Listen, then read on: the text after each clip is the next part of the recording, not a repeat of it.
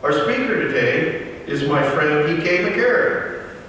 Ms. McCary is a Houston artist, educator, and social activist who works tirelessly to cultivate relationships across racial, gender, generational, and cultural aisles. She's the author of 9 books, starting with her acclaimed Black Bible Chronicles series. Her current book, Hindsight 2020, was recently released. Mama PK, as she is affectionately called, is the co-founder of Think Peace International, a communications media network for peace activists. She is a world traveler and believes that when we practice to do better, we get better. Please welcome PK McCary.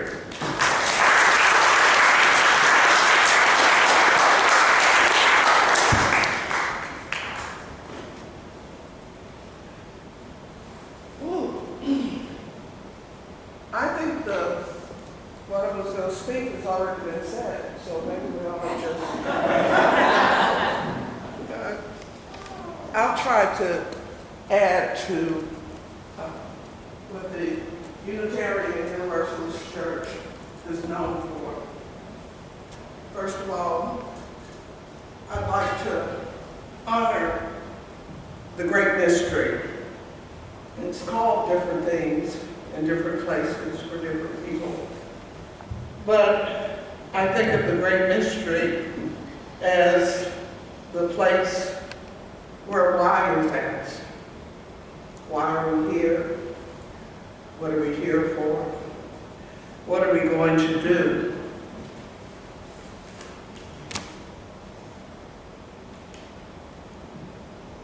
Today. Why? Today. Why are we here? What is it that we want to accomplish? Well, for me, time has been transformed, and we have changed. We have advanced and set things in motion. It's unveiling its face every day, and it leaves us sometimes bewildered and exhilarated. I'm exhilarated today because when I turned 60, I created a 50-year plan. Now you might say, you're planning on living another 50 years. Well, I'm almost 10 years into it. And yes, I am counting on a kind of immortality. It doesn't necessarily mean that I will be physically here. But my purpose these days is to plant trees that I might never sit under. And what that means is that I don't know all of the outcomes for the work that I do. Except it's not work. It's a calling. It's a passion. It is a hope that was built on my ancestors' shoulders. As Maya Angelou said, I am the hope of the slave. I'm their dream. And what I'd like to make sure I've done is to give back what has been given to me in my DNA, in my teachings, in my being raised. And as my father told me when I turned 11, and I was turning 6 feet tall, I've been given a gift. All of you have. Some of you know it. You know your gifts, you know your talents. And some of you are still seeking. There's a word that came to me, I think in 1997, and it was created by the guy who created Visa. And he called it chaotic. Chaos and order. So I like that word, and What's been interesting is that I had to dissect it because I'd like for you to think about it. We've had chaotic times these last few years, and there has been much pain and sorrow. I was upset one day, and I called my friend who I work with in this international organization that I'm part of called United Religions Initiative, URI. And I said, we've got to come together. And he said, well, you know, PK, I think you're in that midst of the urgency of now. Now we have to fix this. But he reminded me of something, and that is that the arc of the universe is long, but it bends towards justice.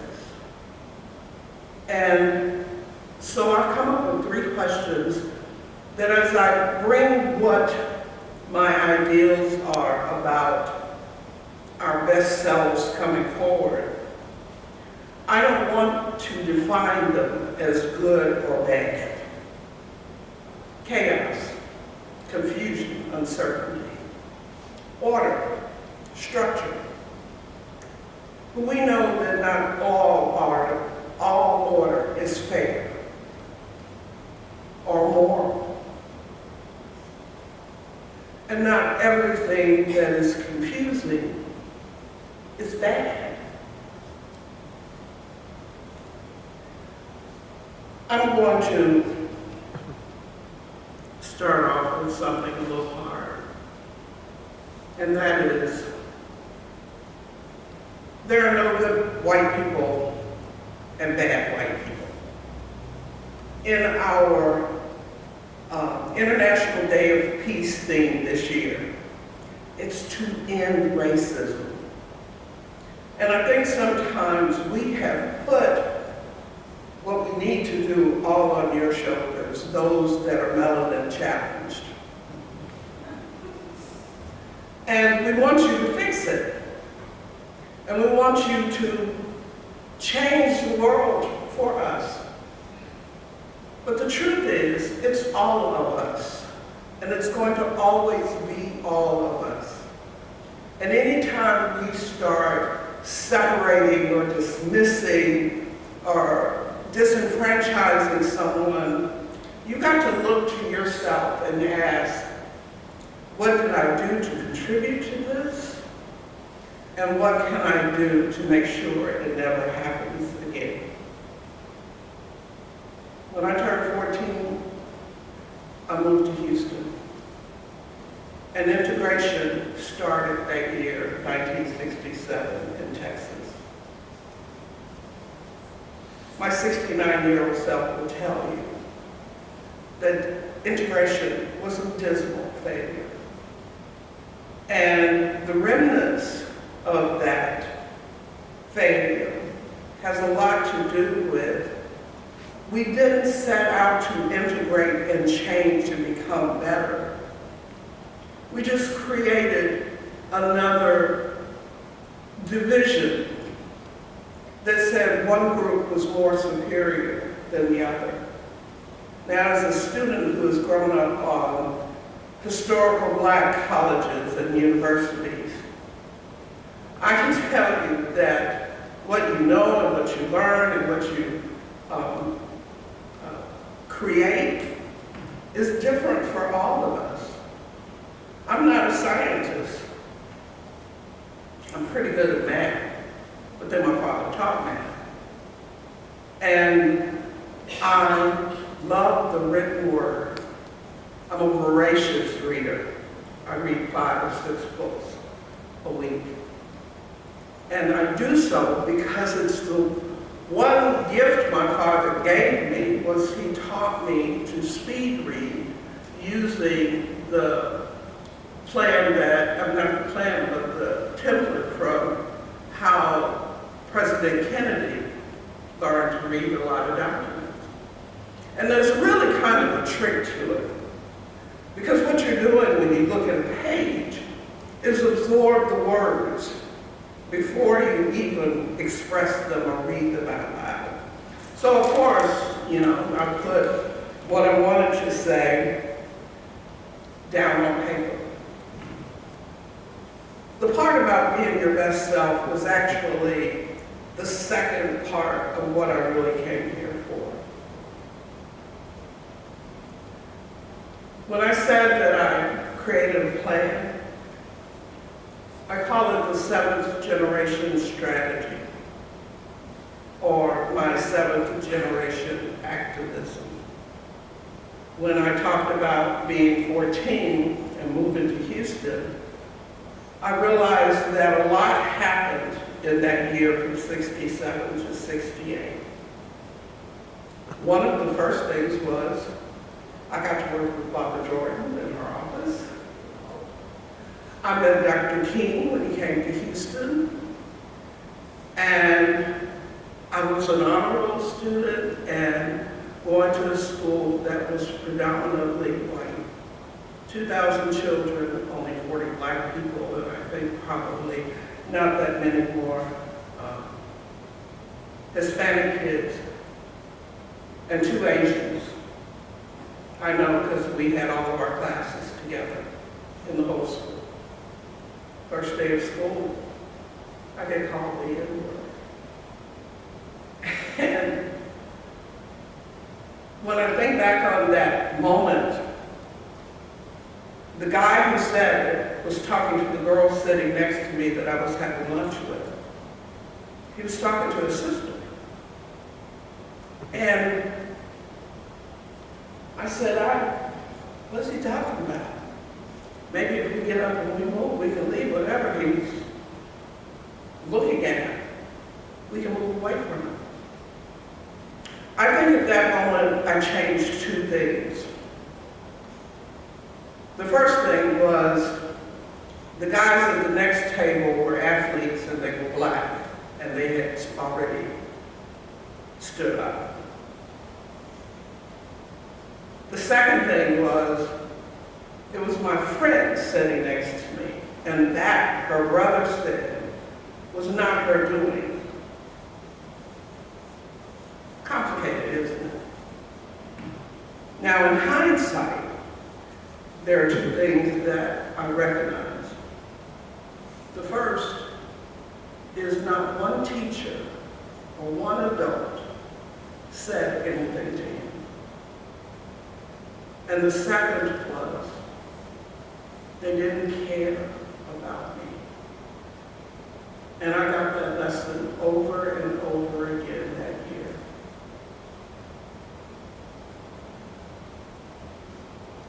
Not being heard, not being cared about, being dismissed, being disenfranchised is something that we do a lot of.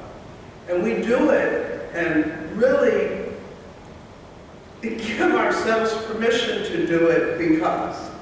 And everybody's got a because. So I want to come back to chaotic. The because is okay, because what that means is that you're analyzing it, you're looking at it, and you're saying, how do I respond to this? How do I fix it if necessary? Or get rid of it if it isn't?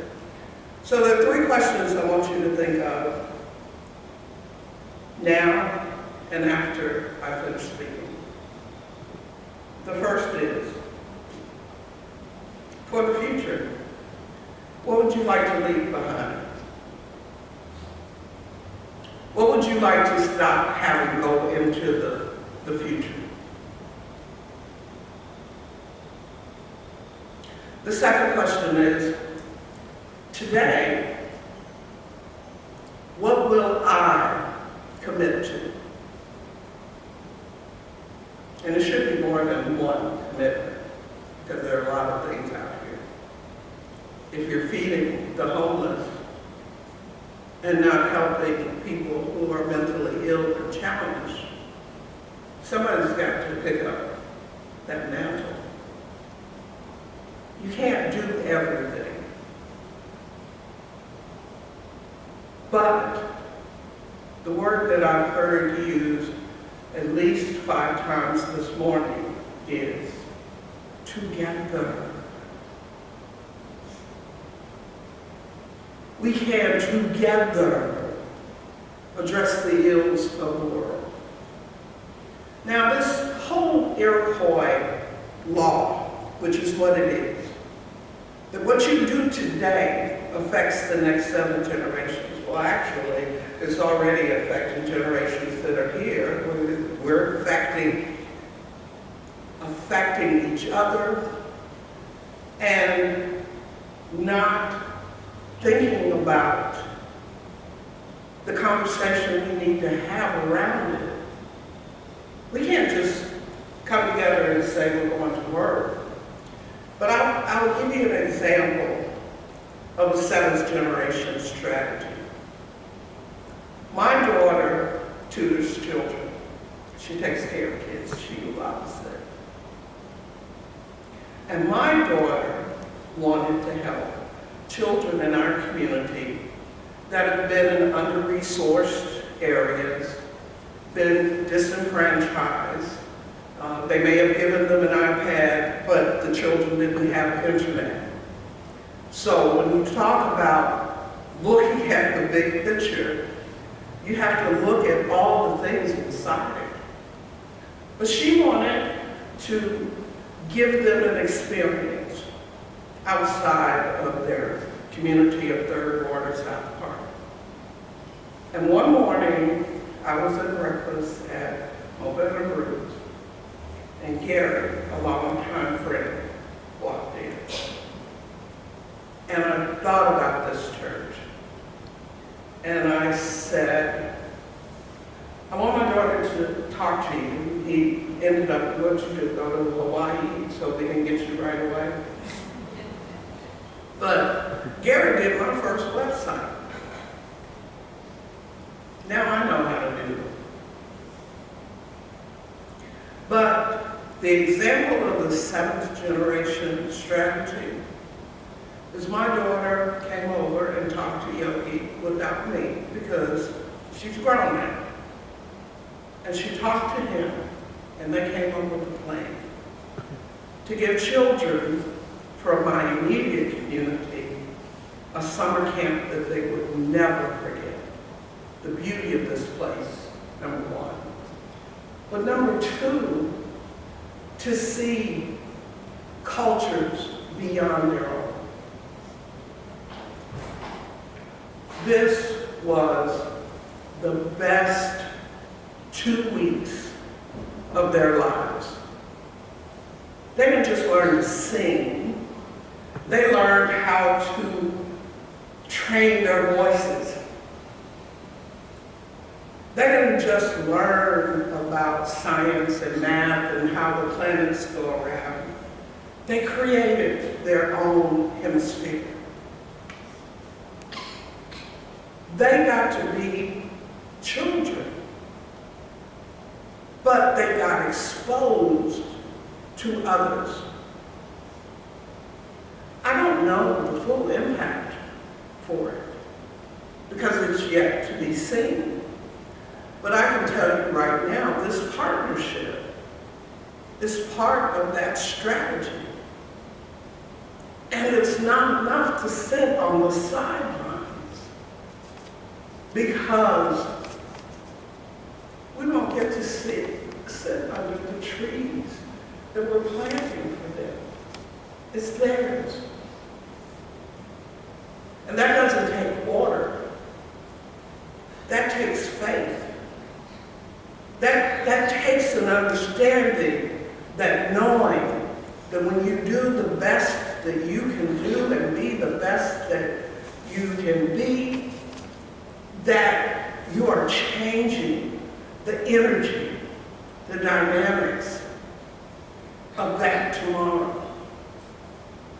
So today is where you focus, but tomorrow is where you land. I have been in about 20 countries and I've been in ashrams and mosques and synagogues, and I've done sweat lodges and with grandmothers, and I finally, about 10 years ago, realized I'm not a citizen of Houston or Texas or the U.S. I'm a citizen of the world. I've met and befriended people who not only English is not their first language, they have 7 languages under their belt. I went to a 2,000-year-old monastery that was way up in the mountains of South Korea. And when I saw how far I had to walk, I said I'd go get back in the bus and wait till everybody came down.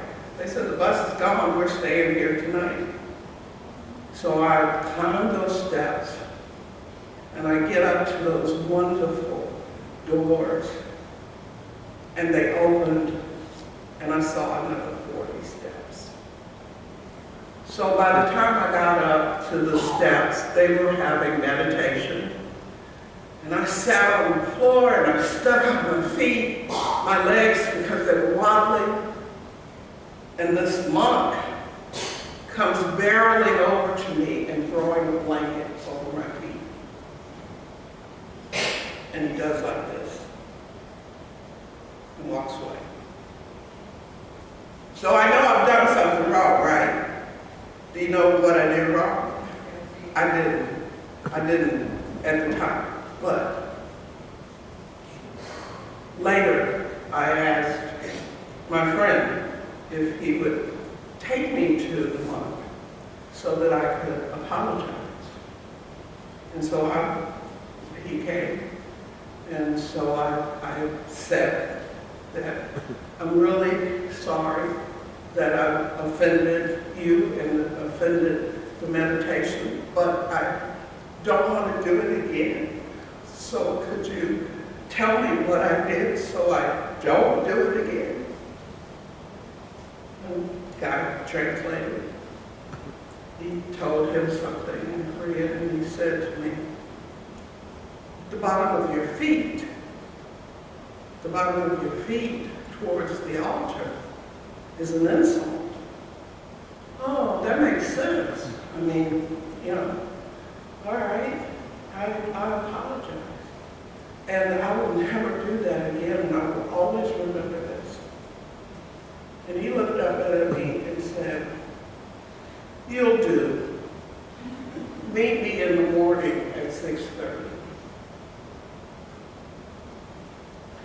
Now, assumptions are something that I have learned over time of what assumptions really are. You all know it.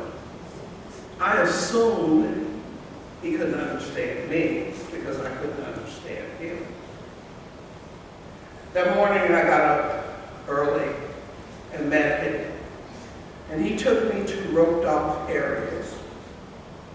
And he took me to this place that was, I guess, like Egyptian scribbling, except they were drawings and they were kind of faded because they kept them in the dark with very little candlelight until somebody got to see it. And in that were scenes of a little hermit with a stick like mine, a little hermit with a halo around his head, giving people fish. And then the next scene, healing people. There were all these little short vignettes on the wall. And I asked him, is this Jesus? Because I heard that Jesus went east and disappeared for 3 years. He said, well, I don't know. I wasn't there. But the fact that you think that, maybe the ancestors are trying to tell you something. When I came back down, people were saying to me, you weren't supposed to come up there. And then the monk steps out with me. And I went like, he took me. I've had so many moments like this in India, where Muslims and Hindus were fighting. Outside the temple were guards with AK-47. The first week, we were told we couldn't go in there.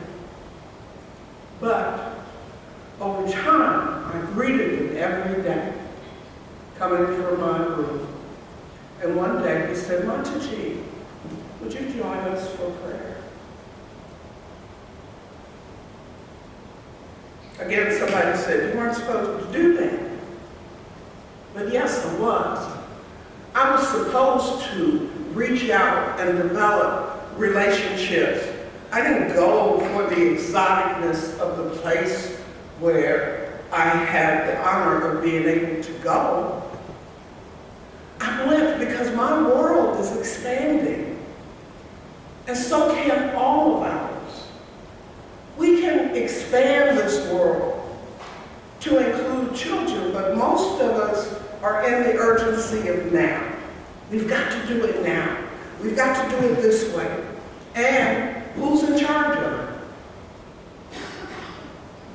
Recently, a woman told me something about she was decolonizing herself after almost 25 years in politics, nonprofits. She was in the Obama administration. And she says she climbed that ladder and she had been at the top several times.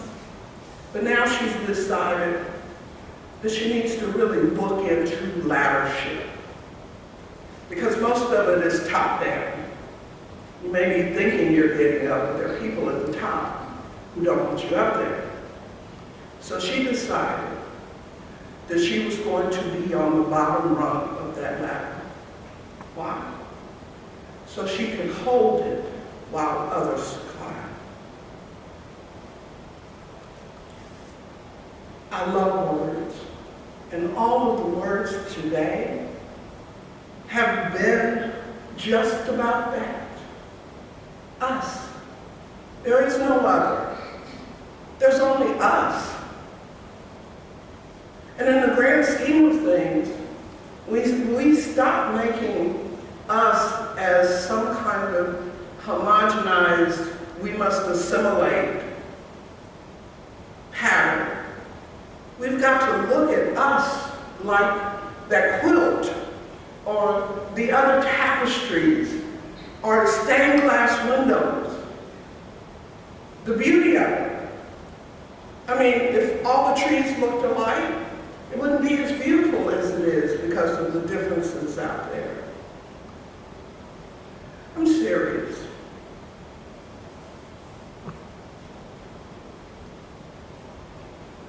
Racism is a cancer.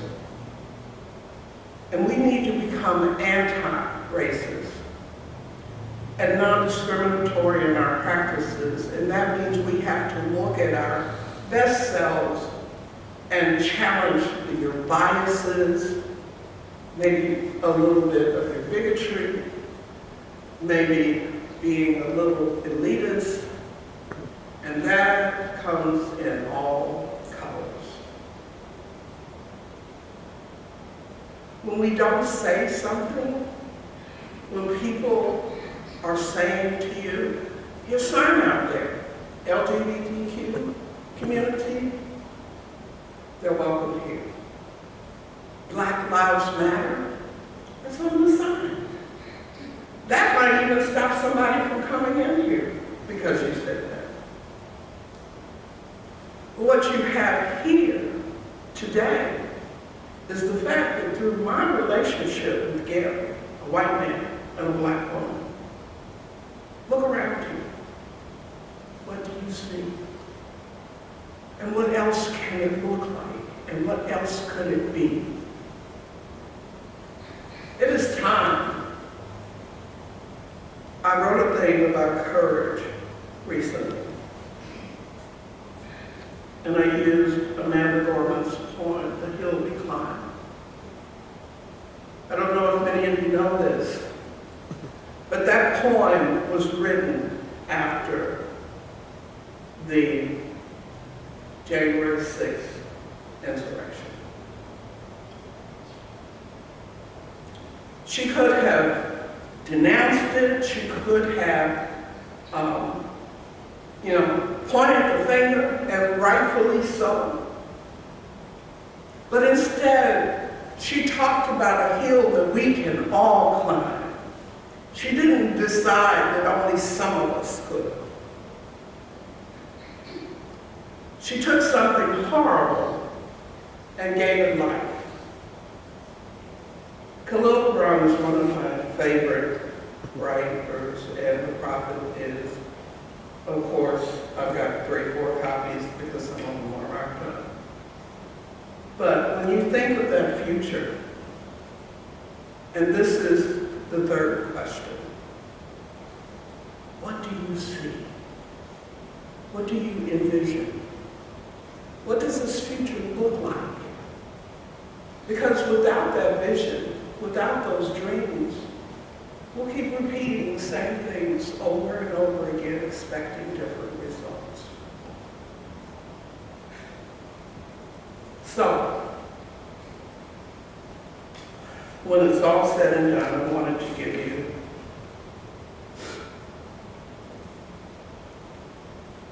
where are we headed and what are the possibilities? Projections of the future. What have we witnessed? Tools of the trade, interfaith, for example. Challenges and opportunities. What were you looking for when I brought those children? When my daughter brought those children to the church? Elder dynamics. We have a historical context, but like I said, some of us aren't going to be around when this strategy takes place. We're experienced, not always with the right things or the good things, but we're experienced. Some of us are more solid, and so we can help with sustainability. We have more resources. Those are the pluses. The younger generation, and there are a few of them here. You all are instant news and information generation. You're social media savvy. You know how to get the word out. You know that your struggles are something you have to become engaged with because you're not going to wait for us old timers to fix it. And you're technologically advanced. So when you start envisioning the future, elders, consider that. So my goals for 2022, the rest of 22 and 23, is to start doing a series of workshops, creating intergenerational spaces, doing the things that are hard to do because some of us are afraid and some of us are apathetic, but then some of us don't want the change. If you love your next door neighbor and your next door neighbor has a Confederate flag, it's not that I want you to go and tell them to take it down. Go find out why. And listen to them. Everybody needs to be listened to. Let's do the hard work by having the courage to love and to care. And I think that once we start doing that with intentionality and with vigor and with intensity and passion, the future is safe and secure. Amen.